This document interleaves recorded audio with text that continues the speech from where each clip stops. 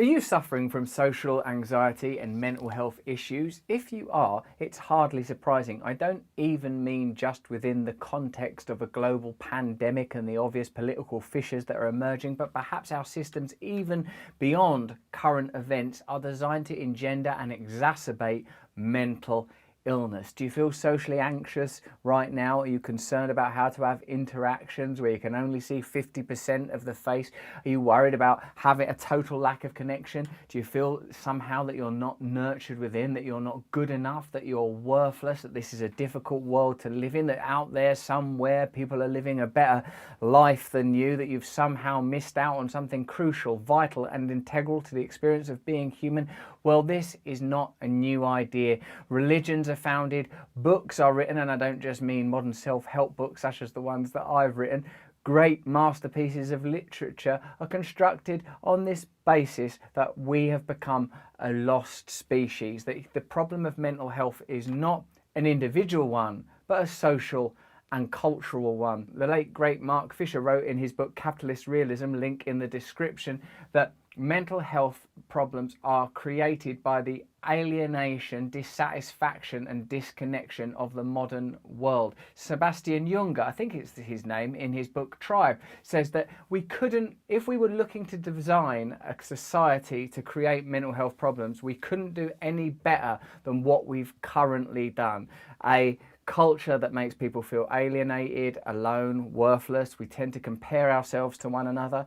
In short, if you want to be mentally healthy, you're going to have to find a way of severing yourself from the grid, from the matrix of culture that pumps you full of negative information. Now, you know me, I'm not an out there conspiracy theorist, whilst I am sympathetic and open to many of the ideas outside of the mainstream that get a lot of traction.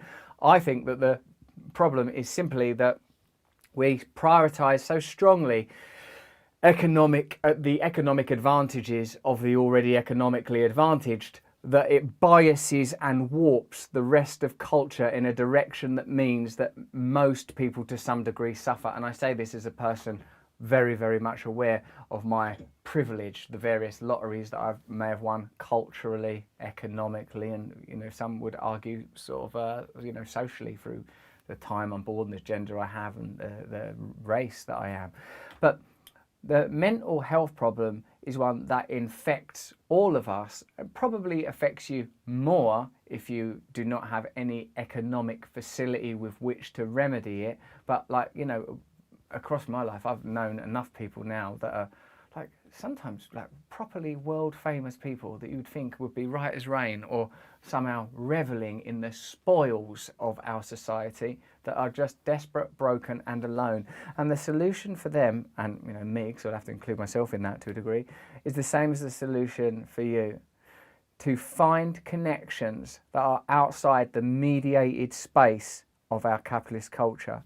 What I mean is purpose, a personal purpose. What is the purpose of your life right now? What is the thing that is motivating and driving you?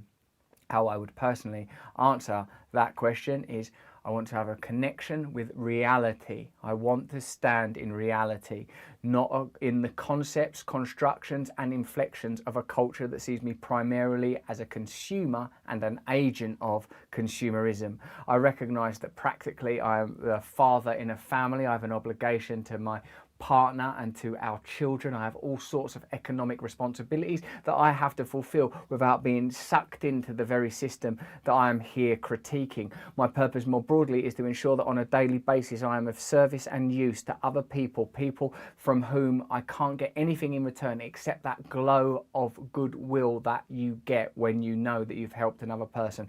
I'm connected to a tribe of people that have the same purpose in me, in my case that's around abstinence and connecting to a higher power, but all of us can have that.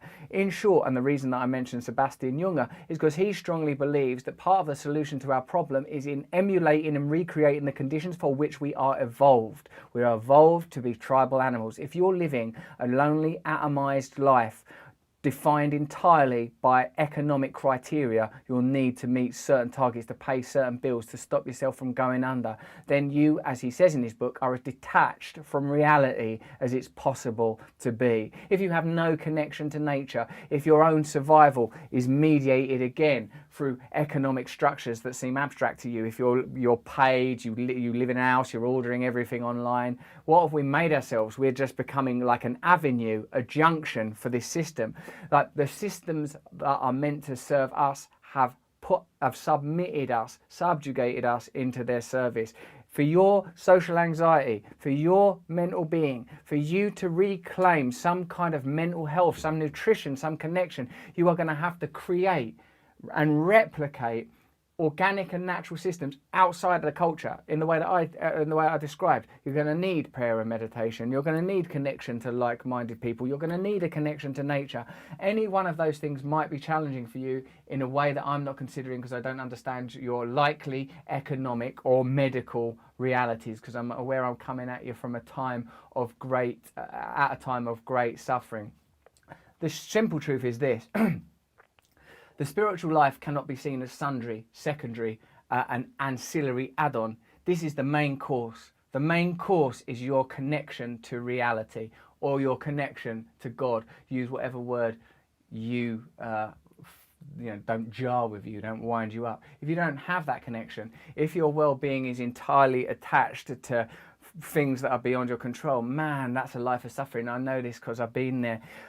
But check this out as a beautiful a metaphorical piece of writing from the great Herman Melville, from his masterpiece Moby Dick. I like this piece of writing because it's embedded with archetypal information that through his genius he accessed. For those of you who don't know, Moby Dick takes place on a whaling ship. Like they're out looking for this whale, Moby Dick, who's obviously under the surface of the water and therefore represents the monster under the water, which all of us personally identify with because all of us have within us primal drives such as our sexuality and our drives to survive, which include the need to hunt and kill, for example, and that we have by and large, unless we have some means of connecting with them, lost that connection, and therefore we live with a monster under the sea of ourselves. This is how Melville describes that situation. Check it out. Consider the subtleness of the sea, how its most dreaded creatures glide underwater, unapparent for the most part, and treacherously hidden beneath the loveliest tints of azure.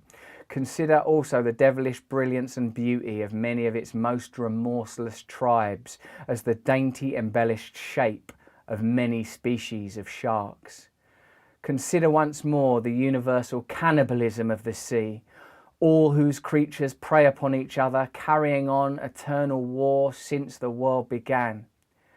Consider all this, and then turn to this green, gentle, and most docile earth.